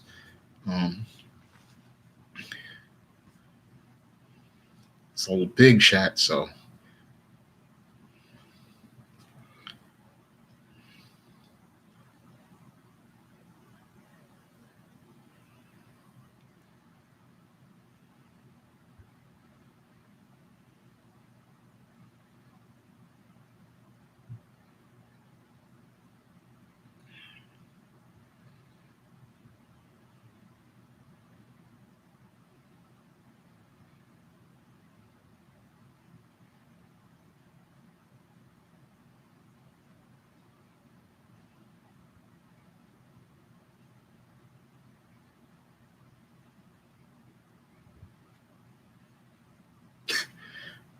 So much in the chat, I can't read it all. Joshua asks, what is my opinion on black Republicans? These are blue pill guys out here, because the whole thing is that anybody who takes the red pill understands that both Democrats and Republicans are two sides of the same coin. And when you're spending the same coin, you're not going to get any change. So when I look at a black Republican, I look at someone who is lost, and that's one of the big problems with black Republicans. They think that if they're Republican, that they're going to get benefits, because originally Republican Party was for black people, but neither party is for anyone. All they are about is perpetuating themselves. And these days, again, they are a part of gynocentrism. So they're not about elevating any sort of man or supporting any sort of man. So I don't really think about being a part of anybody's political party. If you're taking the red pill, you're going to go a way where you're going to understand that none of these parties are working for you, and you're just going to say, I don't want to even bother with either of these parties. It's just like the nice guy and the jerk. It's like the nice guy and the jerk is like two sides of the same coin. If you keep playing the same coin, you're not going to get any change. Now, if you want change, you have to go get a different piece of currency, and that's how you get change. But using the same coin and flipping it from heads to tails, all you're going to get is the same thing. For example, with this nickel, it's still 5 cents. I mean, The heads has Thomas Jefferson, the back has something else, and it's still going to be 5 cents. So you're not going to get any change. So you need enough. If you want to make dollars, you need to go get bigger coins, and you need to get coins that will lead to you changing. So that's why I understand that, being a black conservative really doesn't do anything. Luciano, do I think white supremacists can be educated out of their hatred? They can if they want to take the red pill, but a lot of these beta males, they don't want to take the red pill because they are so caught up in wanting to protect their women and defend their women that they can't really come out to see the truth about it. When it comes down to a lot of white supremacists, these are hardcore betas, and all they're thinking about is defending the honor of their women and protecting their women, not understanding that their women aren't honorable at all, and that these same females will monkey branch away from them in the same way Carolyn Bryant monkey branched away from her husband and her brother-in-law after they murdered Emmett Till.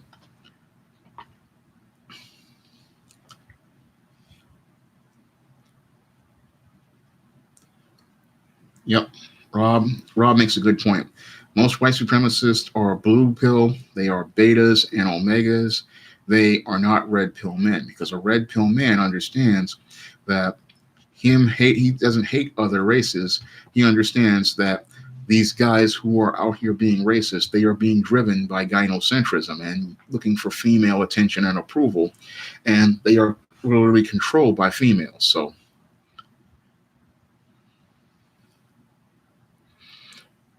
Dotip asks, do I think that there's a difference between all these euphemisms like white nationalism, white separatism? They're all the same thing. They're all arms of white supremacy. They're actually extensions of white supremacy. They're all about continuing to perpetuate the idea that white people are better, white people are superior, and that white people are the best in the world. It's a religion that they're all following, but the foundation of all of those ideas, white nationalism, white separatism, white identitarianism, is all gynocentrism. And that gynocentrism is all about the world revolving around the white woman. Rob makes a good point. Yeah, after the age of 25, many of these guys never wake up, because if you don't, usually after the age of 25, a lot of these guys, they never have their epiphany, they never have their red pill moment, and that's when they wind up getting used by gynocentrism, and these guys wind up becoming tools of gynocentrism. For example, you look at your Dylan Roof. I mean, he was a mass shooter, went to the black church, and he did this all over a white female, not understanding that that same white female he was so mad about because she was dating a black man was a hypergamous female, just like Carolyn Bryant. And this female, what she did by going out here with the black man, she was looking for access to resources, and she was probably looking for a ride on the cock carousel. But this beta male, he was so mad about this, he went to this church and murdered all those people. And he did that not understanding that that's just what he didn't understand anything about female nature. And a lot of these guys out here, they don't understand female nature, and that's why they wind up committing a lot of these crimes and participating in a lot of these violence, like these mass shootings, because they never come into red pill knowledge to understand that you don't need to participate in that violence or join movements like white nationalism, because all of those guys, they're just going to be used as fodder by gynocentrism and the women who are elevated by the gynocentric state. They usually just use these guys as tools, and then after they use them as tools, they usually wind up getting discarded, which is something many guys in the men going their own way movement talk about. They talk about this male disposability, and these men wind up getting used because, again, they haven't taken the red pill. And once you take the red pill, you stop being a tool of females and you start setting a course towards your own self-actualization.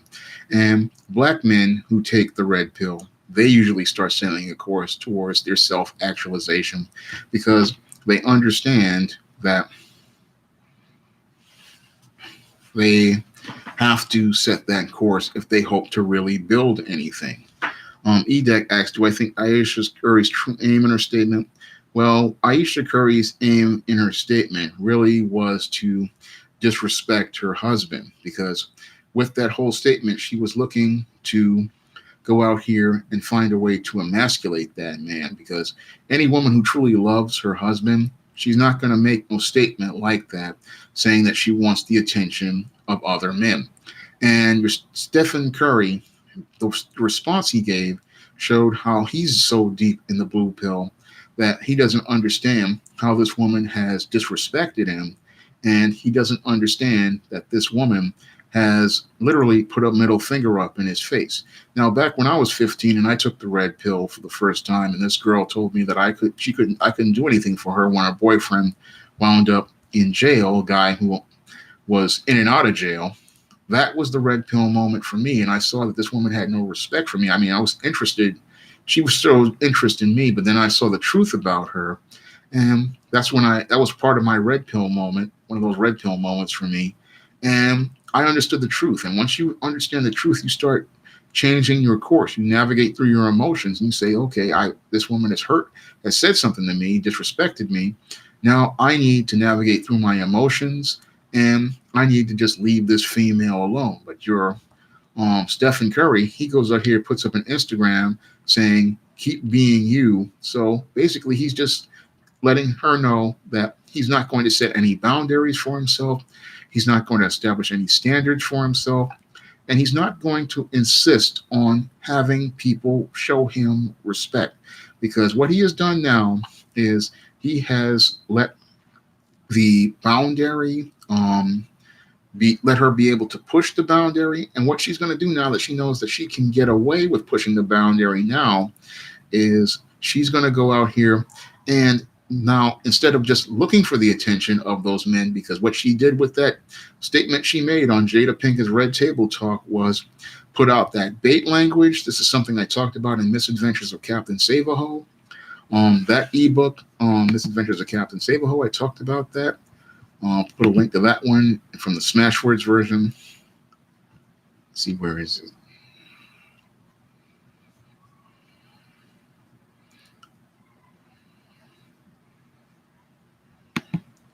She put out that bait language, and when she put out that bait language, what she's sending, the signal is to those men to come to her direct messages, or even to have some of these guys out here, that she's talking to pay attention to her.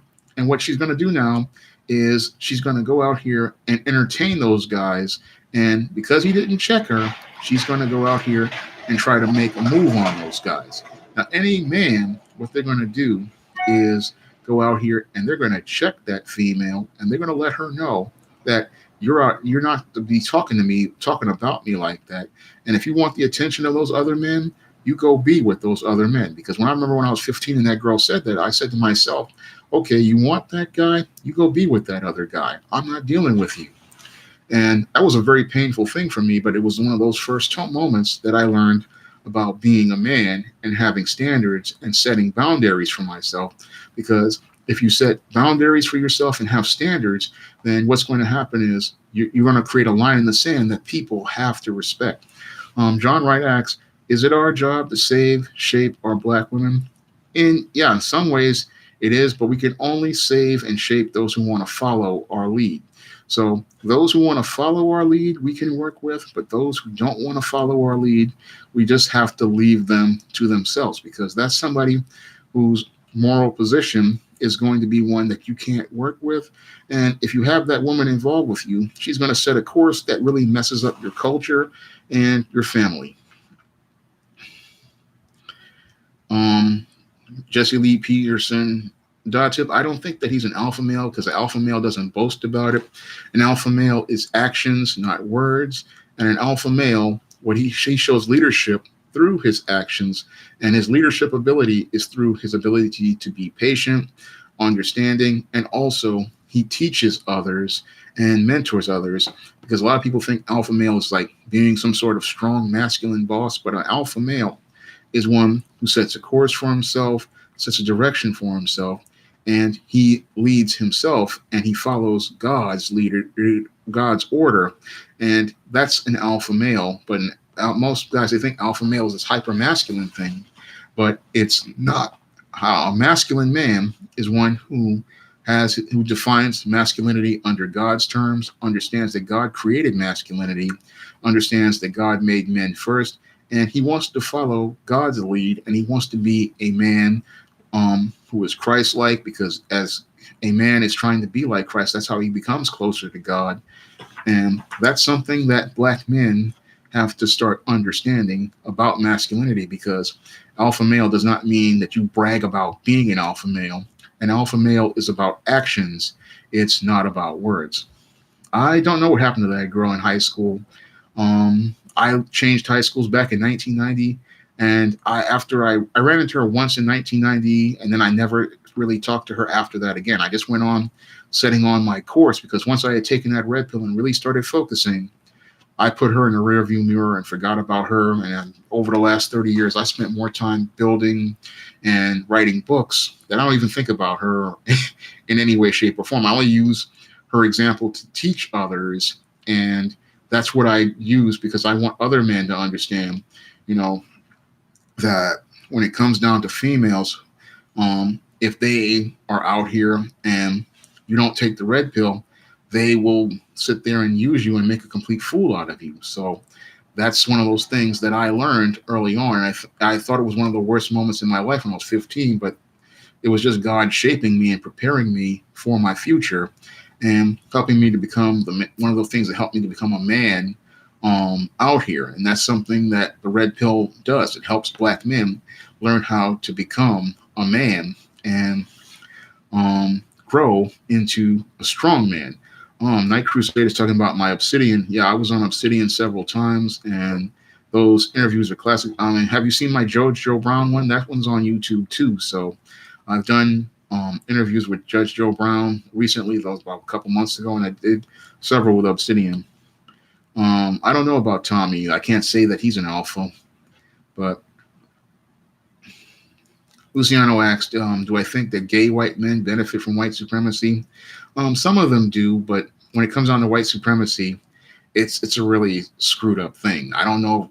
I know some of them, if they are undercover, they can benefit, but white supremacy is all about the elevation of white women, and they have a soft spot for these gay men. So they might give them a pass with the white women, and then the beta males will give them a pass too. So that's why we're seeing this agenda being pushed.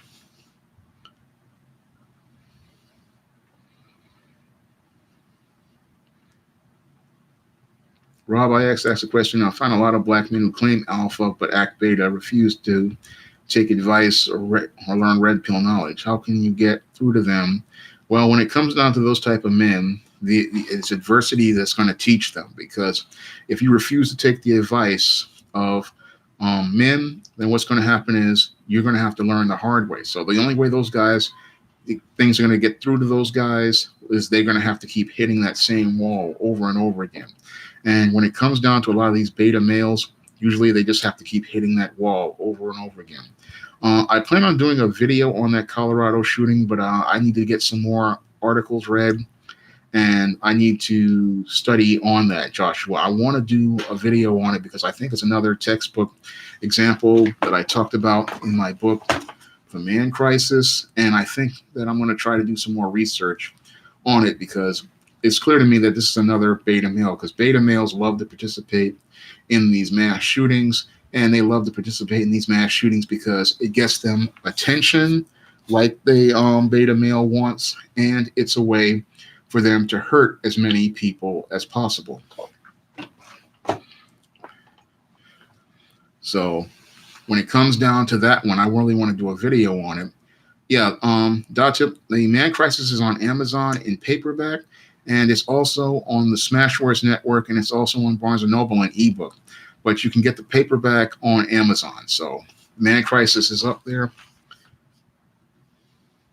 Well, thank you, Rob. Yes, I try to educate people, and I'm glad I could inspire you, but I try to share my knowledge, because when I saw your so-called pro-black authority giving misinformation about the red pill, I had to come in and make the live stream to deconstruct his arguments and refute his arguments, because, again, I know that the red pill has its foundations in the black community, because the black man was the first one to be oppressed by the gynocentric system. And the reason why he was being oppressed by the gynocentric system was because these white men wanted to keep their white women protected and keep them away from black men who they feared they would have to compete for their attention and their affection.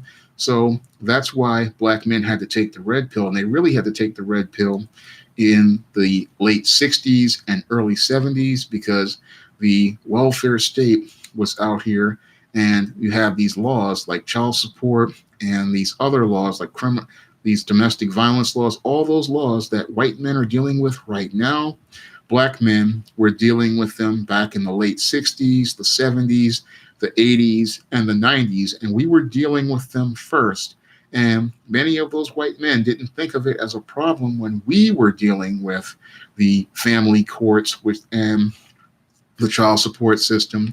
They didn't think it was a problem when black men were dealing with these false rape claims and domestic violence claims. They didn't think it was a problem when black men were being fired for sexual harassment. They didn't think it was a problem when black men were being arrested on false rape and sexual assault charges. They didn't have a problem with black men dealing with this. But in the 2000s and 2010s, as white men started dealing with these white women now using the same gynocentric system that used to oppress black men, now that they're using it to oppress white men, now they have a problem with it because they are now using that same system that was used to oppress us on them. And now you have white men being forced to take that red pill and see the reality of the gynocentric system. A gynocentric system we clearly see has gone amok because the Me Too movement was originally designed to go after the black man, but because these women have hypergamy and it's part of their female nature, what they do is every time they try to go after a black man, like a Michael Jackson or an R. Kelly or any black celebrity, those white women then turn it right back on those white men because they want access to those resources. And because these white women have managed to gain all of the jobs through affirmative action and a good majority of the jobs and a majority of the voting bloc, they now look to impose gynocentric Jim Crow on many of the same blue pill males who elevated those women. And now they want to use their high position to oppress those very same blue pill white males in the same way that these white men wanted to oppress black males. So now these same white men are now dealing with the prospect of gynocentric Jim Crow and their own white woman that they elevated, who they put in that high position, now treating them as second-class citizens and making them second-class citizens in their own economic system. And this is something that your racists, they don't want to see about things because they're so busy hating black men that they can't see the truth about how the gynocentric system has turned completely on them because they want to continue perpetuating white supremacy, not understanding that feminists have taken control of the system and they no longer are promoting white supremacy anymore under their gynocentric system. They are now promoting feminism under their system and still promoting feminism as a culture. So the culture has changed from gynocentrism to feminism, but the beta males still think that it's still a gynocentric system because they're still blue pill idiots, still trying to win the attention and approval of women who have no longer any need of them because they have control over the resources and the economic system. And now 80% of them are chasing the highest 20% of men in the world. Kenneth, Rob Lowe is now the host of Mental Samurai, a game show, and that's what he's doing right now. Well, what's my perspective on Tiffany Haddish bringing fried chicken? Well, she's just the whole Met Gala was a minstrel show. They had that Billy Porter in a dress. It was a mess. My perspective on that is just it's a minstrel show and it's an embarrassment to black people. And all these guys, they just did that for attention. And it wasn't anything that black. I didn't even want to make a video on it because I looked at that Billy Porter and I looked at Odell Beckham Jr. embarrassing himself, and that was just a certified minstrel show. That Met Gala, that was one of the most embarrassing things I ever saw as related to black people. Just they were just a bunch of clowns, and it's just embarrassing. Do I think rap music enforces? No. Before rap music used to be about empowering black men. It was a forum for black men, but with gangster rap, it just became again another. They really messed it up. So today's rap music is a joke. It's nowhere near. It used to be about black male empowerment. It was controlled by men, but what happens is it got hijacked by leftists, and they turned it into the mess that it is today, Luciano. I'm gonna get ready to wrap the stream up in a minute. I'm hoping everybody learned something about the red pill, because those of us who have taken the red pill, we understand that black men were the earliest adopters of the red pill. We were one of the first ones who had to take the red pill, because if we did not take that red pill and open our eyes to see the truth about the world, we weren't going to be able to survive, because in this gynocentric system, it's designed to elevate white women, and it's designed to be about keeping white women in a high position. So any blue pill man, all he wants to do is elevate white women, and he wants to elevate white women to the highest position. And when it comes down to your pro-blacks, like your so-called pro-black authority, they want to talk about red pill concepts, but they don't really understand red pill concepts, because they have not experienced the world from a red pill perspective. Because when it comes down to a lot of these pro-blacks, they are blue pill, and they are blue pill because they want to have that covert contract where they can get the attention of these white women, because you never hear them call these white women out. You never hear them make any statements about these white women. And a red pill man, he's going to call out those white women, and he's going to let you know that they are the core reason why you have all of this racism going on, because they are the foundation, and these white men build on that foundation to elevate her. So this is something that I hope you guys have learned something more about as related to the red pill, because again, the red pill was essential for black male survival. Those who take the red pill, they are the ones who can go out here and see the world for what it is. They can see the foundations of racism are not the white man. They know that the foundations of racism have to do with the white woman, and they can set a course for themselves where they go God's way. And because they're going God's way, they can find a way to survive in a world that does not want black men, has no desire to support black men, and try to find a way to live in a world that has no place for black men. If you want to learn more about red pill concepts, you can pick up my book, The Man Crisis, on Amazon.com in paperback and ebook. And if you want to pick up some of my other SJS Direct titles, like those in the 2019 catalog, like Isis All That Glitters and East Team Goddess Of, I really appreciate it. These both are on Amazon.com right now, and if you have Kindle Unlimited, you can read them for free. And I'm hoping you can learn more about the red pill. There are lots of channels out here you can learn from: Sandman, Turd Flinging Monkey. All of those channels really help me understand more about the red pill and red pill knowledge. And again, as it relates to the red pill is a black concept. It was created by a black woman. Its foundations are in black people.